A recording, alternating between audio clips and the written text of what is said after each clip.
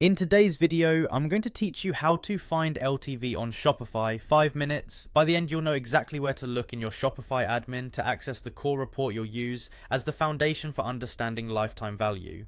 LTV, or customer lifetime value, is simply the total revenue a customer generates with your store over the course of their relationship with you.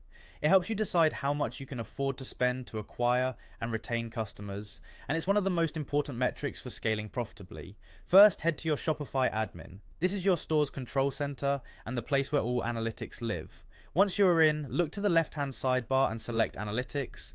This area brings together your dashboards, key performance summaries, and deeper reporting, so you can move from a quick pulse check to a detailed breakdown without leaving the page. Inside Analytics, choose Reports. Reports are where Shopify compiles the numbers behind your sales, customers, marketing, and more into structured, ready-to-use views. They're reliable, consistent, and designed to answer common business questions without you having to build everything from scratch. In the reports area, use the search to find total sales over time. This is a standard Shopify report and a great place to anchor your LTV work because it shows how your revenue accumulates across days, weeks, or months. Think of it as the backbone. LTV ultimately rides on how much revenue you generate and how consistently customers come back to buy. Click total sales over time to open it. You'll see a chart that plots your sales trend and a table that breaks down the underlying figures. This is where you can visually connect patterns like seasonality, promotions, and repeat purchasing behavior with the revenue they create.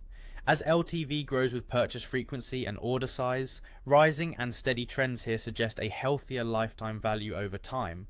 A quick note on interpretation. Shopify's total sales reflects your store's actual sales performance and can include adjustments like discounts, returns, shipping, and taxes depending on your view, so it's a dependable revenue baseline.